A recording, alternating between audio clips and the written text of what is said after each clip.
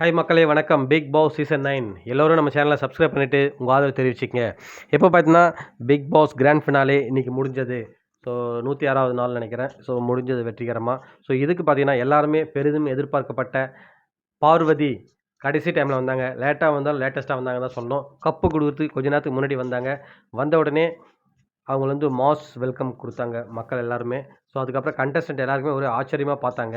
அதுக்கப்புறம் எல்லாருமே நார்மலாக தான் ட்ரீட் பண்ணாங்க. அதில் எந்த ஒரு பெரிய டிஃப்ரெண்ட் இல்லை. அவங்க ஸ்டேஜில் பேசின விஷயங்கள்லாம் உண்மையாகவே கொஞ்சம் வருத்தமாக இருந்தது. ஸோ என்னென்ன பேசினாங்கன்னு பார்த்தீங்கன்னா, உள்ளே வந்தோடனே சார் இந்த வீட்டில் வந்து எனக்கு வந்து நிறைய எமோஷன்ஸ் இந்த வீட்டில் இருந்திருக்கு, ஃபீலிங்ஸ் இருந்திருக்கு, நிறைய சண்டை போட்டிருக்கேன், நிறைய கோவப்பட்டிருக்கேன், நிறைய தனிமையில் உட்காந்துருக்கேன். ஸோ இவ்வளோ ஃபீலிங்ஸ் எனக்கு எமோஷன்ஸ் கற்றுக் கொடுத்தது சார்.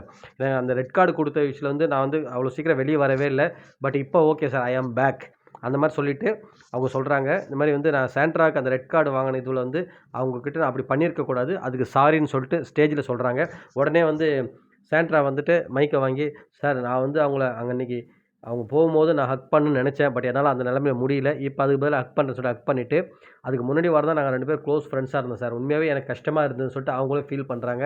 சரி ஓகேன்னு சொல்லிட்டு இவங்களும் 2 பேருமே ஃபீல் பண்ணிவிட்டு ஓகேன்னு கை கொடுத்துறாங்க. அப்போ விஜய் சேதுபதி சொல்கிறாரு, நீங்கள் இங்கேருந்து கற்றுட்டு போகிற பாடம் அதுதான்.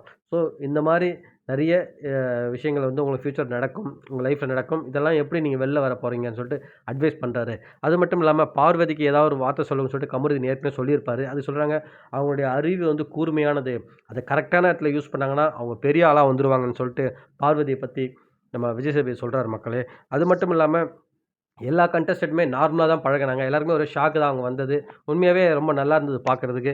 ஸோ இதுவரைக்கும் வெளியில வராமயே இருந்தா அப்படியே இருந்துட்டுருப்பாங்க. இப்போ வெளில வந்து எல்லாரையும் பார்த்தோன்னே இப்போ ஓரளவுக்கு ரிலீஃப் ஆயிட்டுருப்பாங்க அவங்க. ஸோ மக்கள்ட்ட வரவேற்பு நல்லாவே இருக்கு. ஸோ கண்டஸ்டன்ட் யாரும் மனசுல வச்சு வெளியில என்ன வேணாலும் சொல்லி போறாங்க, மனசுல ஏதாவது வச்சு போறாங்க. பட் பழகும்போது நல்லபடியா பழகுனாங்க. ஸோ அது போதுமே. அவங்க அடுத்த கட்டத்துக்கு நகர்ந்து போயிடலாமே.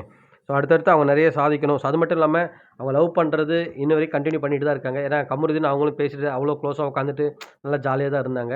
ஸோ நல்ல லைஃப்பில் நல்ல முடிவு எடுக்கட்டும் 2 பேரும் சேர்ந்து. நம்மளும் எதிர்பார்த்துட்ருக்கோம். அவங்க வாழ்க்கைக்கு உண்மையாகவே ஒரு அடுத்த ஸ்டேஜுக்கும் நம்ம வந்து கண்டிப்பா வந்து சந்தோஷப்படுறோம். அடுத்தடுத்த லெவலுக்கு அவங்க மட்டும் இல்ல. ஸோ எல்லாருமே நல்லா வரணுன்ட்டு நம்மளும் நினைக்கிற மக்களே. மீண்டும் உங்களை அடுத்த வீடியோவில் சந்திக்கிறேன். நன்றி.